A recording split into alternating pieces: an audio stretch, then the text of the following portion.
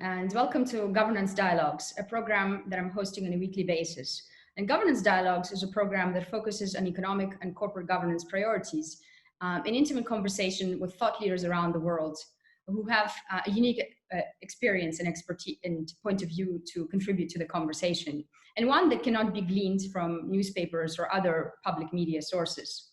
And for those of you who have been following the program, it has now been over a month that we've had very interesting conversations with thought leaders all over the world, beginning looking at global governance architecture in conversation with one of France's most prominent leaders and thought leaders, Jacques Attali. We've had an opportunity to discuss whether boards are the superheroes of the current crisis in conversation with David Beattie, one of Canada's foremost governance experts and who's indeed internationally recognized. And we've also had a chance to discuss integrity and corruption risks that are raised by the current pandemic in conversation with Hui Chen, an American but also internationally recognized governance and compliance expert. And in the last episode, we've actually traveled to the Arabian Gulf and had an opportunity to speak with Michal Kanu, who's the chairman of one of the region's most recognized family groups. And with him, we explored issues that family enterprises are facing in navigating the current pandemic, but also, in his case, in transitioning the family company from generation to generation for hundreds of years. And our guest in today's episode is certainly very well familiar with the Gulf region and the Middle East more generally, as well as Europe, Asia, and many other parts of the world. And indeed, in our last conversation, when we spoke, he mentioned, you know, Alissa, when I'm on the phone, my thoughts are in Saudi Arabia, some of my ideas are in the UK, and my legs are in Asia. So it is somebody that certainly has a very interesting and unique perspective on global governance developments. And it's a great pleasure to host today Rafat Malik, who is joining us, if I'm not mistaken, from London today. Rafat, welcome to Governance Dialogues, and thank you so much for joining us today. Good morning, Alissa. Thank you so much for having me as part of this series of talks. It's really a great pleasure to host you, which I'm sure will be a fascinating conversation as everyone that we've had so far with you. And I would like to perhaps, for the benefit of our audience, say a few words about your background, because I do find it fascinating. I mean, you first started your career and you've had many lives, which is why one of the reasons that I thought it would be very interesting to have this conversation with you today. You first started your career as a military pilot and an aeronautical engineer. And in your first life, you actually worked for the UK Ministry of Defence and a number of tech defense companies such as Smiths Aerospace and many others. And yet fast track to today, you are vice president of Saudi Telecom, an advisor to Saudi Telecom's CEO. And you also are the inaugural dean of STC's Academy. So I think you've had many lives, and currently part of your hobbies or professional responsibilities are also, and this is something that I think would be very interesting to explore today, is your various board responsibilities. Do you think you could say a few words about the current and past board appointments that you've had for our audience? Sure. Well, firstly, thank you for providing the brief intro.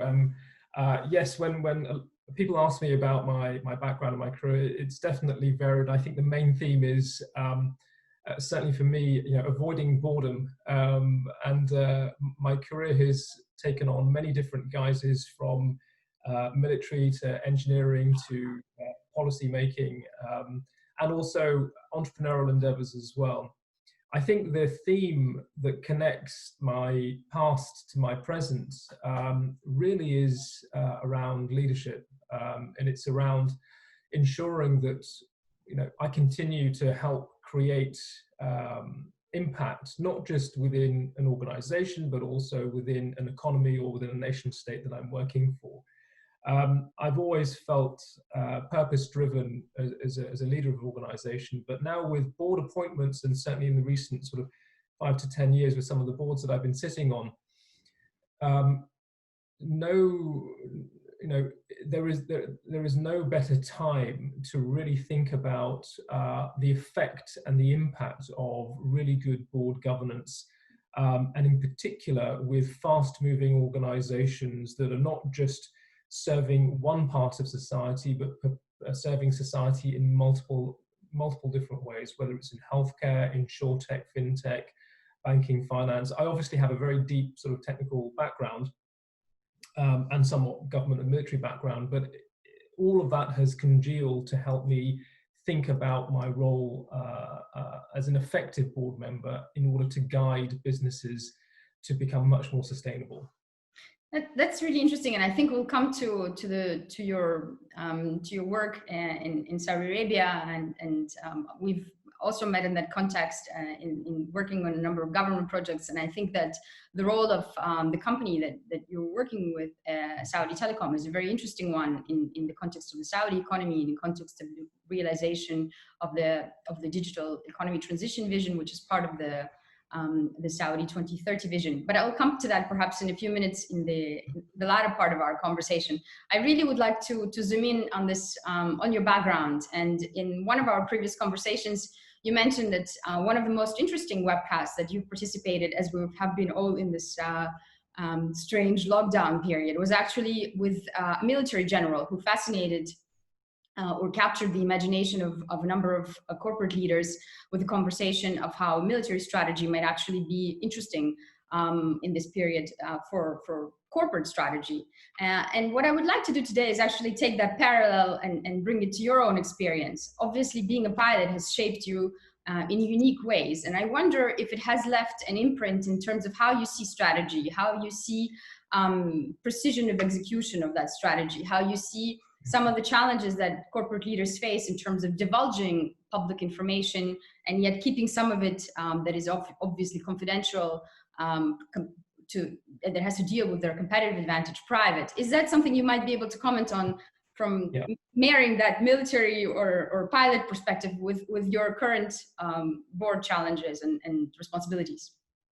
Yeah, so it's interesting that you bring that up. I've addressed this question actually a few times in the past, and the training that one receives very early on, certainly in my early career, with the Ministry of Defence, with the Royal Air Force as a scholar, the way in which you deal and tackle issues that are presented in front of you, and particularly when you're flying, is that you focus solely on what is in front of you.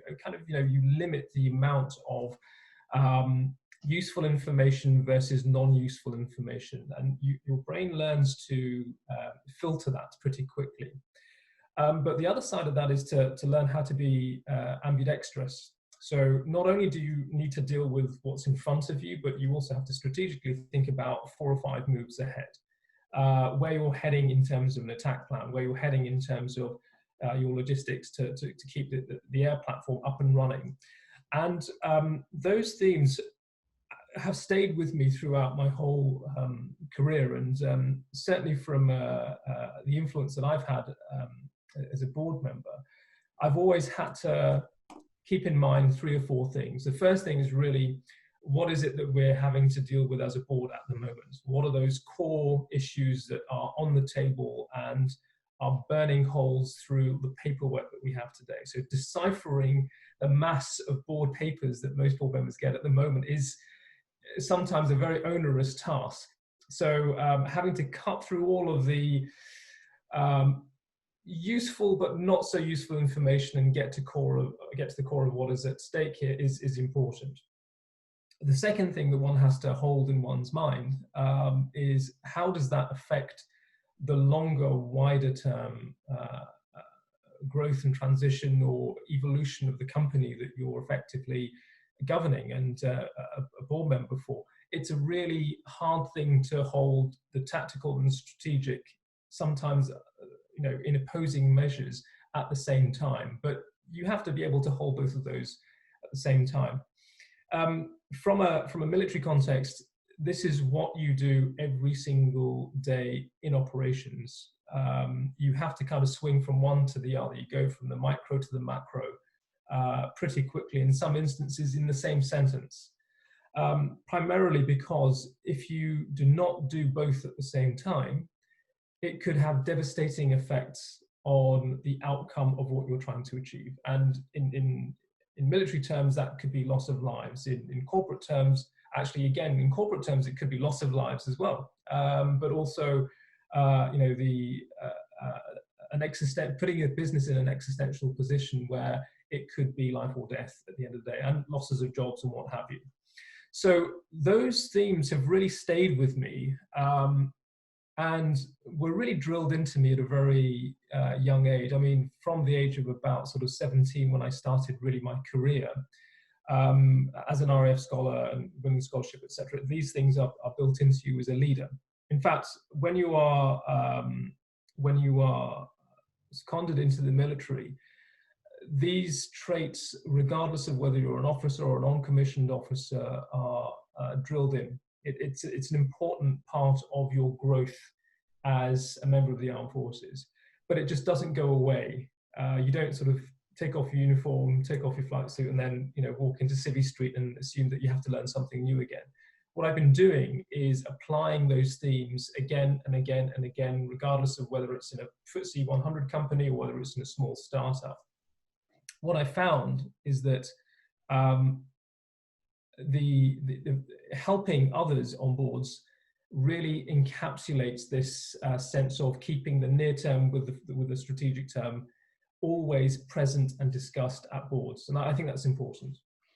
There are a couple of themes that I think we could explore at length, and unfortunately we don't have all the time in the world today around the concepts that you mentioned. Corporate planning being a little bit of a chess game and trying to predict or foresee a couple of steps ahead. And I would like to maybe tap into your comparative perspective. I mean, you have experiences past and current in the Middle East, in Europe, and in other jurisdictions. And I wonder if you see perhaps some differences as to how boards around the world are responding to the current crisis, and how they are organizing their strategy in perhaps slightly different ways. Yeah, that's a really great question. The reason why I'm smiling is because we find ourselves in a situation where no one really knows what the outcome is going to be of the COVID-19 situation. But yet organizations, the mass of the organizations, the employees of organizations are looking upwards to their leaders to say, come on, tell us what to do, give us direction.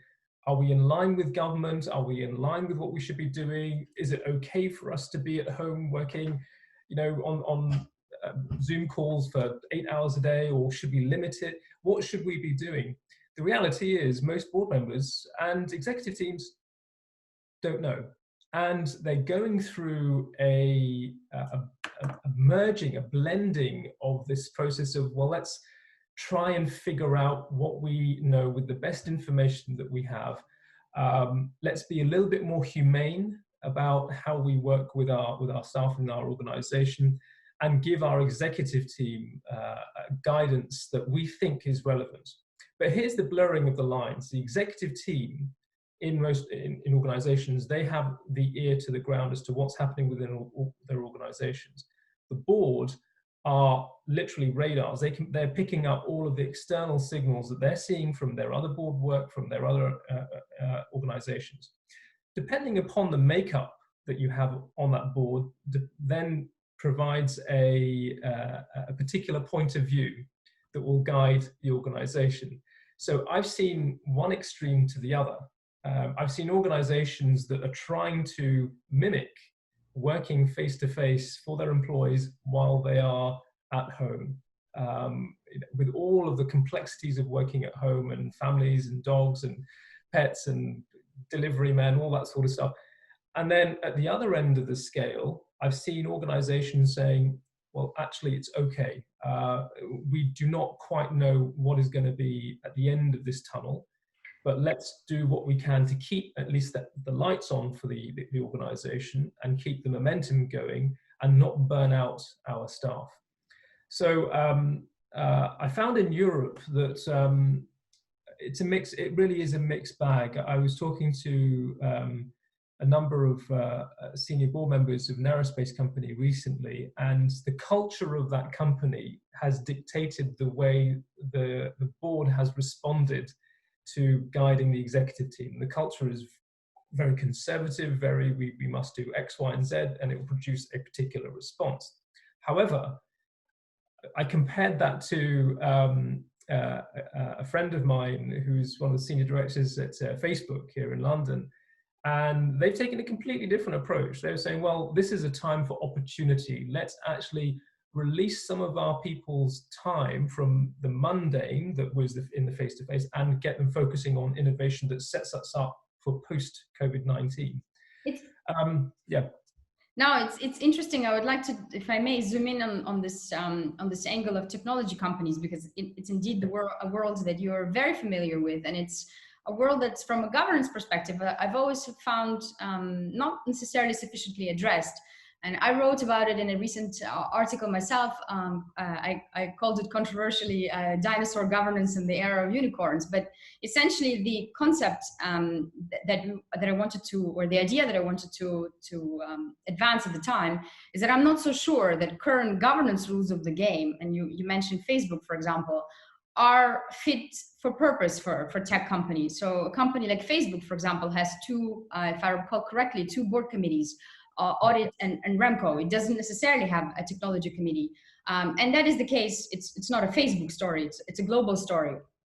And with your experience on tech companies, I would like to perhaps probe in and ask whether you have a particular view as to whether tech companies today, especially given their prevalence in the global economy, if you look at S&P 500, I mean, it's 20% of the market cap. Do you think that they merit to be addressed slightly separately from perhaps a regulatory even point of view, as banks are by central bank rules that are different for banks than for other companies?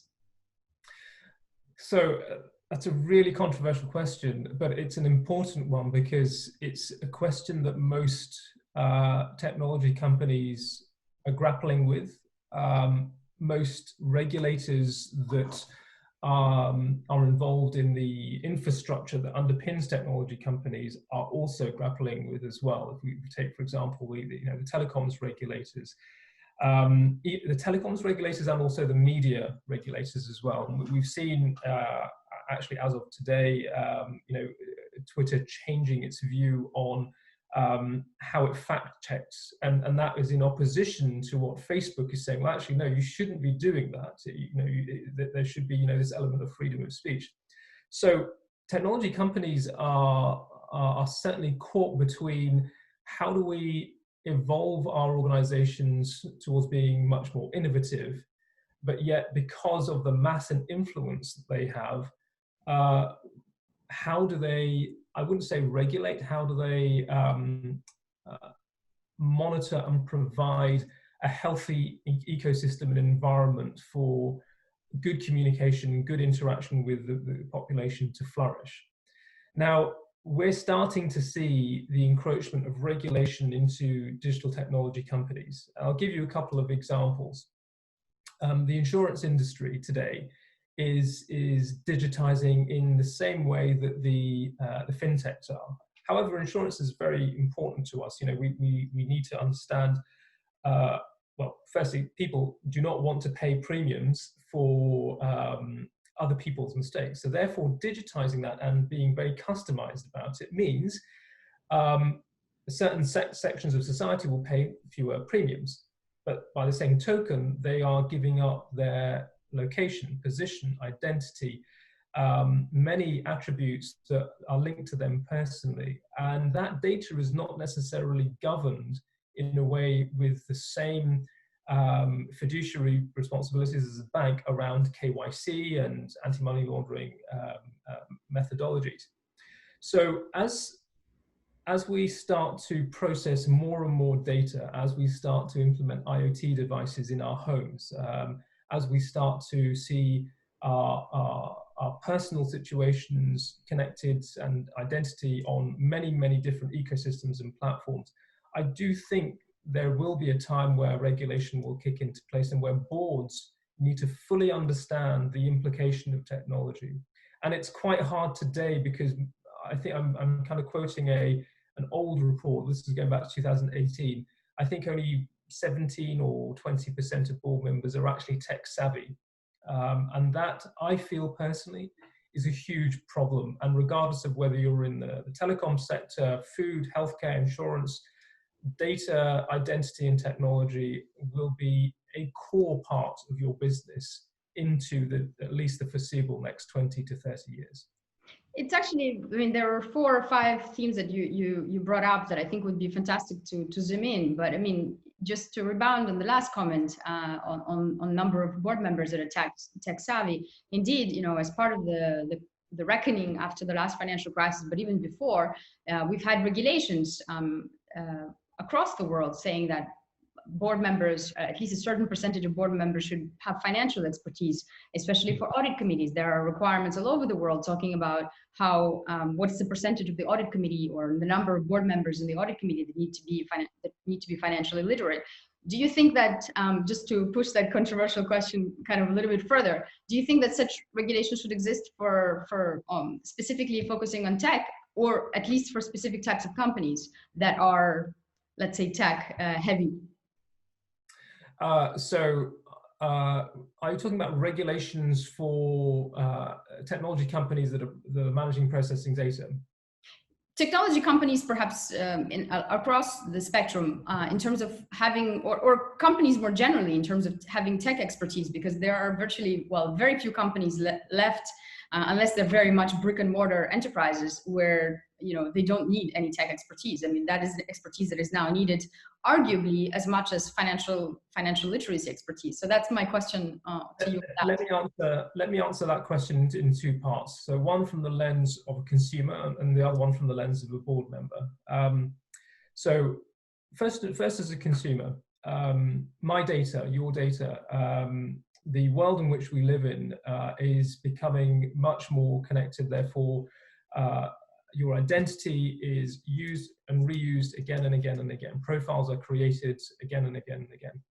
I do think at some certain point, further and more enhanced regulation is required in order to protect the consumer against fraud, against cyber attacks, and also against identity theft.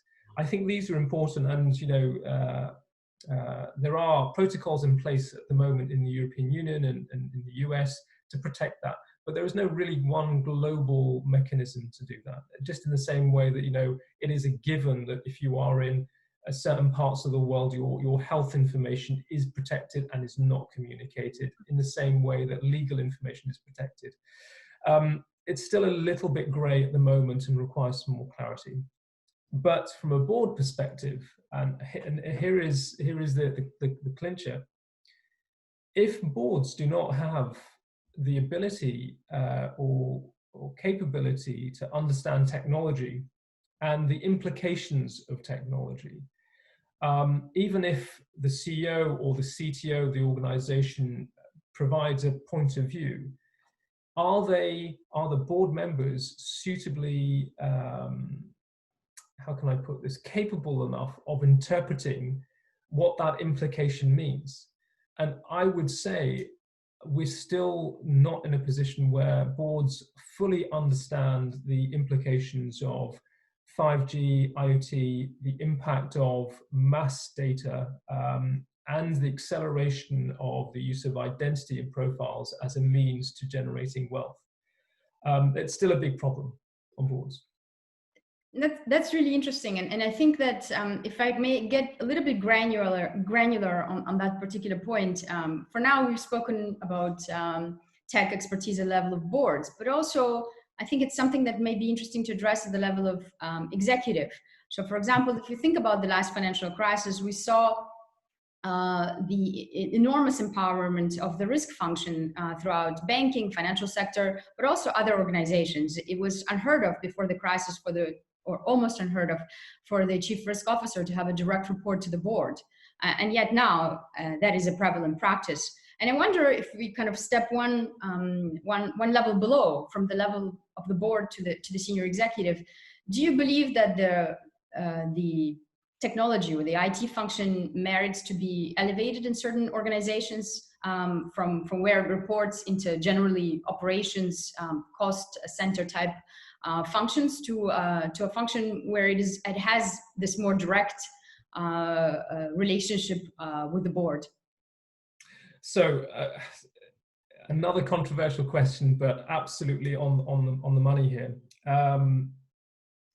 So again, we live in a world of disparity when it comes to how chief technology officers are viewed versus commercial officers are viewed. There are some cultures and organizations at the exec level where it's actually all about the business. It's all about the revenues that are made.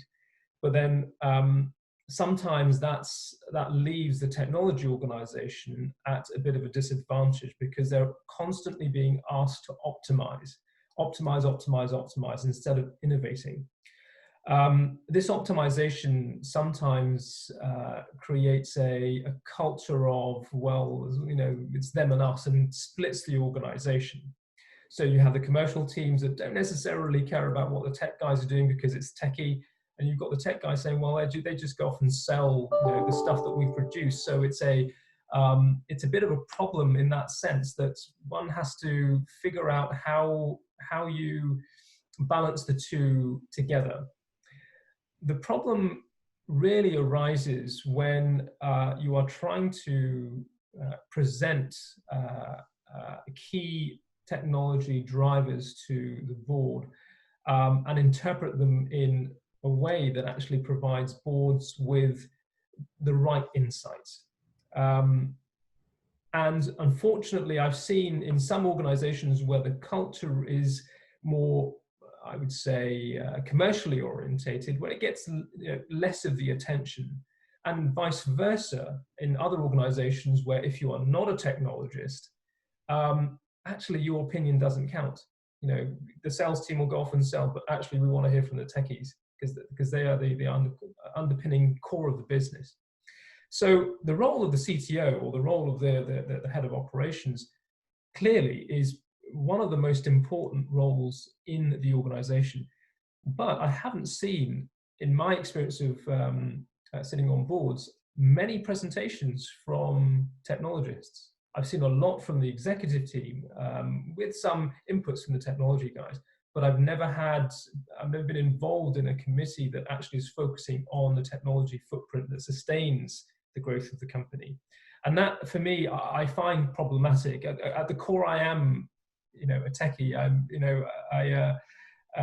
I want to get into the intellectual ins and outs of how things work. But I fear that in most organizations, it's somewhat the poorer cousin in terms of the presentations that are given to the board. It's interesting that you sort of highlight that there are these two different and potentially competing models, and definitely I can think of the examples of companies actually that you're referring to in Saudi Arabia, but also beyond, where the tech part dictates the modus operandi, and others where it's a little bit relegated. And with that, I would like to ask you a question that sort of steps perhaps away from the inner workings or the inner role of tech in the executive and the boards, and kind of look at the sector a little bit from the outside strategically. And now, as you know, with the COVID pandemic, there have been a number of restrictions, investment restrictions introduced all over Europe, in particular to protect what governments see as strategic assets, as crown jewels. So far as to see, for example, Japan, which has introduced very stringent investment restrictions even on the listed company, which protect essentially half of the listed companies listed on the Tokyo Stock Exchange, requiring investors to go for approval to the Ministry of Economy to invest in them. And it was interesting, in one of his recent pieces, I believe in Project Syndicate, Nouriel Roubini was speaking of the emergence of what he thinks will be a military/tech complex. And previously we only spoke about the military, but now a military/tech complex where governments might be more and more predisposed to protecting these two types of companies as their crown jewels. what do you make of that statement? Do you think it sort of reflects reality going forward, and what might be the consequences for the global economy if you do see that transpire? Yeah, so actually I do agree with that statement. The more I see, and by the way, this is not a reflection on what's happening just in the Middle East, but actually globally as well. But this is nothing new.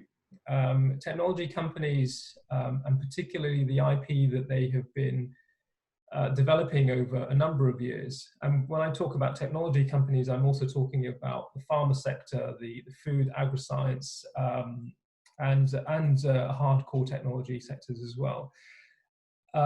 Governments have always stepped in when they believe national security IP has a potential to be breached, IP that could potentially harm the nation state could be opened up and manipulated. So countries across the world, since actually the 1940s, have been doing this. However, today, when there is grayness in terms of understanding the impact of mass data and even metadata, that's when countries now are realizing that value is not just in a technology that produces money. Value is created in essence on the flip side. You know, the IP that is used to draw information from citizens or from organizations and sanitized and used to provide value for not just an organization, but actually multiple organizations is hugely, hugely valuable. And as I said previously, medical information has always been treated with a special preference. I think the more and more we are entangled in mass ecosystems that draw information and data from us, the more governments will want to ensure that their citizens are protected and the IP that has generated that ecosystem is equally protected. I wouldn't say it's because of to protect money, inflows of money and revenue from the development of these technologies. I would say more so it is to protect the integrity of the data and also to protect the citizens. I'm a firm believer, I've seen this in Saudi Arabia, I've seen this in Europe, I've seen this in parts of Asia as well, where they are not necessarily worried about losing IP, they're actually more worried about losing the platforms that hold their citizens' information and data, because it's hugely valuable to everyone else around the world. And imagine, you know, you are socially connected because of an American organization that has your profile and information. Apple has your bank details, your name, your address, they can track you at any point, at any time. They have your preferences for buying cupcakes, should you be predisposed to buying cupcakes. So, and that is an American organization that has all of this information on your life. But where you are and where you reside at the moment, does that country actually protect you? It's out for debate. It's a big question, and I'm cognizant of time and the fact that we promised to run these dialogues are over approximately no longer than half an hour. I'm torn between asking, you know, various questions to get your last thoughts. But since you were mentioning data protection, I think a topic that we've been commenting on quite actively in the last few months, and I wrote a piece on it in Project Syndicate, dealing with basically governance of AI. I think that in some of your comments, if I understood correctly, you were alluding to governance and data protection.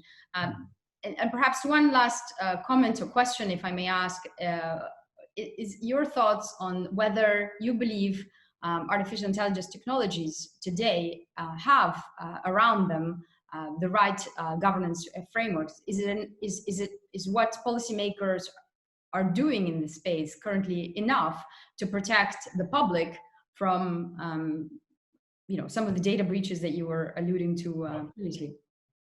Well, AI has become, I mean, everyone knows it's quite a hot topic for the past 4 or 5 years now.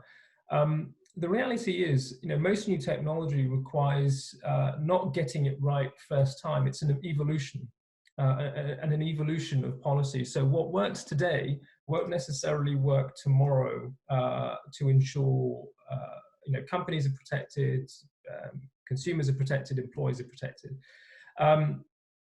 But AI is we've sort of scratched the surface. We've only really scratched the surface when it comes to artificial intelligence. I do understand there's a lot of fear around the use of artificial intelligence. People, assuming that these robots will take our jobs, etc. It's quite far from the truth. I see it as more as an evolution of society. But as with any technology, I mean, we can look at the internet for this. It can be used for wonderfully great things. It can create movements of change. It can create innovations in healthcare. At the other end of the scale, it can also create huge amounts of fraud and a big headache for police services around the world. AI may be the same. We may find that we have a great outcomes from it from a technology perspective. So to govern that now and to tie it into very fixed and constrained governance processes will actually kill off the innovation that we could see that can help humanity. So I believe it's an evolving space. I don't think we've got governance for AI right now. I don't think we will for many years to come, but I do think it will evolve over time. But it requires not governments and regulators to evolve. It requires a blend of society, regulators, government to all have a say in what that looks, what governance looks like for artificial intelligence in the future. And there are moves already in place to make that happen. No, I certainly think I agree with your perspective on this kind of tripartite approach, and it's definitely it's not a finished chapter. It's something that we'll see evolve. But I would like to thank you very much for joining today's episode of Governance Dialogues and to share your perspectives on a range of topics. I wish we could cover more, and we hope to have you join in perhaps in future occasions where we'll have time to delve into some of these questions. But for the purposes of today's episodes, I would like to thank you for joining Governance Dialogues. Thank you so much, Alissa. A great set of questions, very provocative. And if I haven't answered any questions for your viewers and readers, I'll be more than happy to take them offline. Thank you so much. And in the next episode of Governance Dialogues, we'll be joined by Anthony Shilipotti, who runs an investment research boutique, to talk about some of the consequences of the COVID pandemic on corporate reporting. And in the words of Warren Buffett, whether when the tide goes down, we'll see more companies standing sort of naked after the crisis. So for this episode, thank you for joining, and look forward to hosting you on future occasions.